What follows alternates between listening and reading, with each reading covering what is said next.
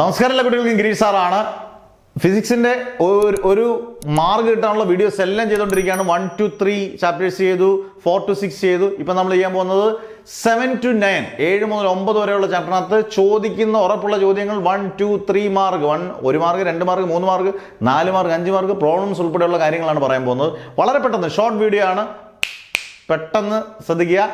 7ാമത്തെ chapter എന്ന് പറയുന്നത് alternating current ആണ്.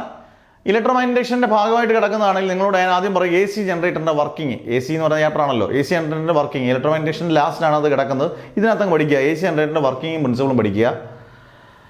LCR സർക്യൂട്ട് നിർബന്ധമായിട്ടും പഠിക്കണം. പിന്നെ A C circuit containing inductor, capacitor, resistor, അത് രണ്ടും കൽപ്പിച്ചാണെങ്കിൽ അങ്ങനെയുള്ള ചോദ്യങ്ങൾ ചോദിക്കാം.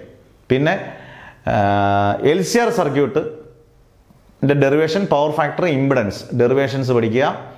Transformer very important short question 3 മാർക്കിനും 4 മാർക്കിനും 2 മാർക്കിനും ഒക്കെ ചോദിക്കാം. Transformer step up, step down, അതിൻ്റെ equation VS/VP NS/NP.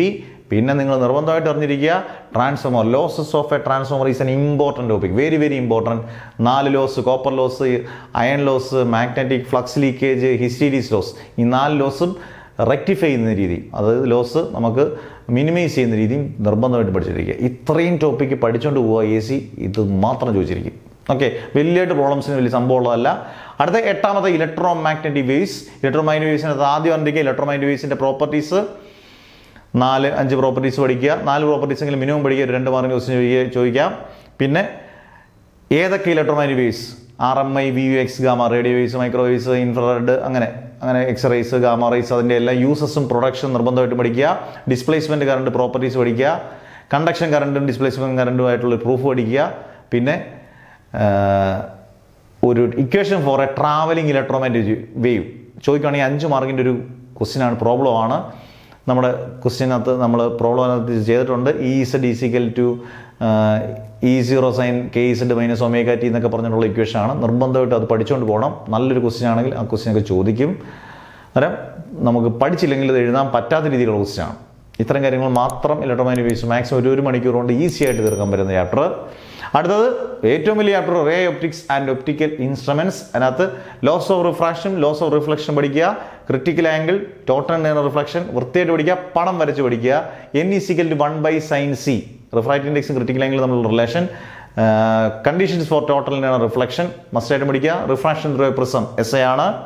Small angled prism അതിൻ്റെ കൂട്ടത്തിൽ പരീക്ഷയ്ക്ക് ചോദിച്ചാണ് മോഡൽ എക്സാമിന് നല്ലൊരു ക്വസ്റ്റ്യനാണ്. സ്മോൾ ആംഗിൾഡ് പ്രിസം നമ്മുടെ നോട്ടിനകത്ത് റിഫ്രാക്ഷൻ ത്രൂ എ പ്രിസം കഴിഞ്ഞിട്ട് തന്നെ സ്മോൾ ആംഗിൾഡ് പ്രിസത്തിനകത്ത് ഡീവിയേഷൻ കണ്ടുപിടിക്കാം. D=n-1 × A. പിന്നെ relation between UV and R അത് പഠിച്ചിരുന്നാൽ മാത്രമേ ലെൻസ് മേക്കേഴ്സ് ഫോർമുല പഠിക്കാൻ പറ്റത്തുള്ളൂ, mirror formula.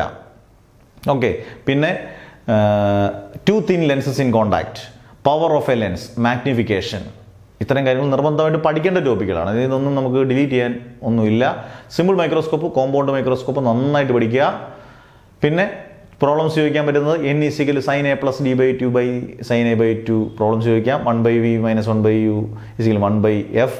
Power of a ലെൻസിൻ്റെ പ്രോബ്ലംസ് ചോദിക്കാം. ഇങ്ങനെയുള്ള പ്രോബ്ലംസ് ഒക്കെ ചോദിക്കാം. പ്രോബ്ലംസിൻ്റെ സെപ്പറേറ്റ് വീഡിയോയും നമ്മൾ ചെയ്തിട്ടുണ്ട്. അത് ഇത്രയും കാര്യങ്ങൾ നിർബന്ധമായിട്ടും 7, 8, 9 AC electromagnetic waves, ray optics and optical instruments നിർബന്ധമായിട്ടും പഠിച്ചുകൊണ്ട് പോയിരിക്കണം. മസ്റ്റ്. നന്നായിട്ട് പഠിച്ച് നല്ല മാർക്ക് മേടിക്കുക.